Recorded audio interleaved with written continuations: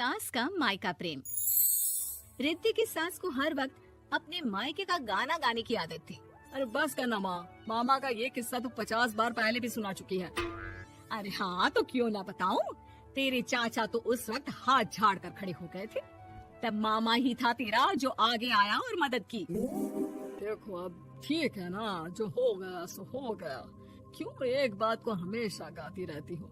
अब तो बहू घर आ गई है, उसे तो सबको मान कर चलना है ना कि सिर्फ सास का मायका ही समझेगी वो। तभी वहाँ रिद्धि आ जाती है। माँ, आज मैं घर जा सकती हूँ? माँ को मेरी बहुत याद आ रही है। शादी के बाद एक बार भी नहीं गई। हाँ तो कौन जाता है। अरे मेरी शादी के बाद जब मैं विदाई होकर आई, इतना बड़ा ससुराल मेरा, खाने वाले 10 लोग और बनाने वाली मैं सिर्फ एक। ऐसा लग रहा था जैसे सिर्फ खाना बनाने के लिए ही ब्याह किया है। वो तो मेरा भाई था, गांव से एक काम करने वाली चाची को भेज दिया जो मेरा हाथ पटाती थी, और उसको पैसा, खाना, कपड़ा, रहने के लिए कमरा, वो सब किससे दिया था? तुम्हारे भाई ने। ये मामला रोज का था। ससुर भी जब गुस्सा होते तो वो सारी बात कह देते जो उनके मन में इतने समय से चल रही थी। मेरा भाई, भाभी, भतीजा, भतीजी सब छुड़वा दिया। मैंने जीवन भर सिर्फ तुम्हारे परिवार वालों से निभाया, लेकिन अब भी चैन नहीं है तुमको। बहू के सामने सास को लगा कि उसकी बेइज्जती हो रही है। अब सुन बहू, अपने कमरे में जा, कहीं नहीं जाना मायके वायके। घर का काम कौन करेगा? पड़ोसन। बहू समझ जाती है मामला गर्म चल रहा है। कमरे में जाने में ही भलाई है। कमरे में क्या है? तुम्हारी माँ हर वक्त चिक चिक चिक करती रहती है।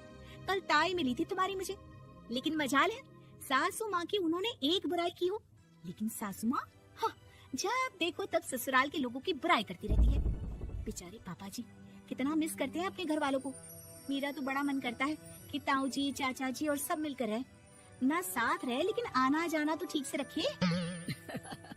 हिंदुस्तान और पाकिस्तान एक हो सकता है, लेकिन चाचा और ताऊ के परिवार के साथ हम लोगों का मिलन ना जी ना कभी नहीं हो सकता। ये बात है। देखिए मेरे साथ ना ज्यादा चैलेंज मत करिएगा। ऐसा कोई काम नहीं है जो मैं नहीं कर सकती। ससुर जी जो कि बहू की बात सुन रहे थे सामने आ जाते हैं। अरे बेटा, तू ये कर सकती है तो प्लीज मेरा परिवार किसी तरह मुझसे मिलवा दे। सारी जवानी तो मैंने किसी तरह काट ली, लेकिन जीवन के इस पड़ाव पर बहुत याद आती है मेरे परिवार की। हाँ हाँ पिताजी, आप चिंता मत करिए, बस मेरा साथ देते रहिए आप दोनों। फिर देखिए कैसे माँ जी भी ठीक हो जाएंगी और पूरा परिवार भी एक हो जाएगा। थोड़ी देर बाद बहू सामान लेकर घर से निकल रही होती है कि मना किया था ना तुझे मायके जाने के लिए, फिर क्यों जा रही है? बहू कुछ कहती इससे पहले ही बेटा बोलने लगता है। क्या है माँ, वो घर जा रही है। वैसे भी उसके माता पिता ने मुझे 10 लाख दिए तब जाकर मेरा काम शुरू हो पाया, वरना तूने मेरे लिए किया क्या है? अरे वाह बेटा, बचपन से पढ़ाया लिखाया, तेरे दुख दर्द में जगी, और आज वो लोग तुझे सही लग रहे हैं। और फिर ससुराल में लड़की खुश रहे, ये तो मायके वालों की जीवन भर की जिम्मेदारी रहती है। तो ये तुमको भी तो सोचना था ना। ताऊ जी ने पापा को पढ़ाया लिखाया, जब तुम नहीं आई थी तो पापा के लिए ताई जी ने पापा की माँ की तरह देखभाल की। अब बोलिए। अरे तू कुछ नहीं जानता बेटा, तेरे पापा को सब पता है, तभी वो उन लोगों से वास्ता नहीं रखते। मैं उन लोगों को जानता हूँ, लेकिन मैं तुम्हें नहीं जानता कि तुम्हारे मन के लायक काम नहीं हुआ तो तुम घर की शांति बर्बाद कर दोगी। सास जोर जोर से चिल्लाने लगती है। तभी वहाँ सास का भाई आ जाता है। अरे क्यों आप लोग मेरी बहन को परेशान करते रहते हैं? पहले ये जीजा कम थे, जब बहू भी आ गई। बहन, मैंने तो 30 साल पहले ही बोला था, अपना हिस्सा ले और छोड़ इन लोगों को, चल अपने साथ। बहू समझ जाती है कि माँ ससुर की नजर किस पर है। देखा, तुम लोग मुझे अकेला मत समझना, मेरा भाई खड़ा है आज भी मेरे लिए। बहू मायके जाती है और आते वक्त साथ में एक नौकरानी ले आती है। अरे बहू, कुछ खाने को दे दे। अरे आंटी, क्यों भाभी को परेशान करती रहती हो? उनके भाई ने मुझे जिम्मेदारी दी है, किसी भी चीज की परेशानी नहीं होनी चाहिए भाभी को, जो चाहिए मुझे बोलने का। आय हाय, बहू के मायके वालों का इतना दखल। ये मेरा घर है, कोई कल का आए इसे पूरा कैप्चर कर ले, ये बर्दाश्त नहीं होगा मुझसे। क्या हो गया सासू माँ, क्यों सुबह सुबह चिल्ला रही हैं? चमेली, ओ चमेली, क्या कहा था मेरे भाई ने तुझे? अरे दीदी बहुत तेज है आपकी सासू माँ। मैंने तो बोला कुछ चाहिए तो मांग लो मुझसे। अरे निकल यहाँ से, घर को रेलवे स्टेशन बना रखा है, जो देखो वो घुमा जा रहा है यहाँ से वहाँ। ये कहीं नहीं जाएगी, ये जाएगी तो घर का काम कौन करेगा? मैं। हाँ और क्या करती हैं बहुएं, घर का काम ही तो करती हैं, इसमें नया क्या है? तभी वहाँ ससुर जी आ जाते हैं। हाँ तो यही बात तो तुम्हें भी समझनी चाहिए थी ना।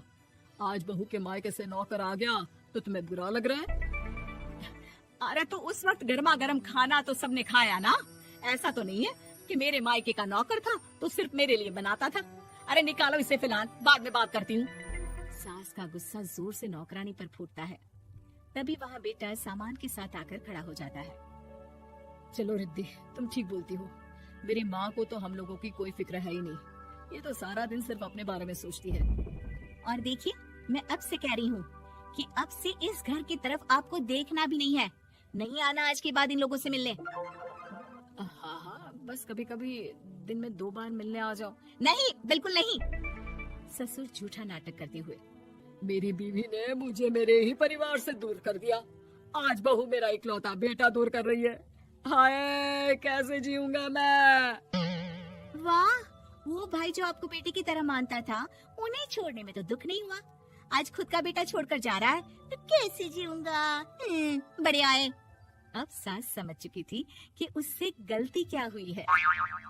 मुझे माफ कर दे बहू, अब मेरी समझ में आ गया कि अपनों से दूर कर बीवियां पति का भला नहीं बल्कि उन्हें जीवन में अकेला कर रही है।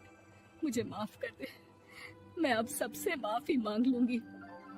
ससुर जी दूर से बहू को थम्स अप दिखाते हैं।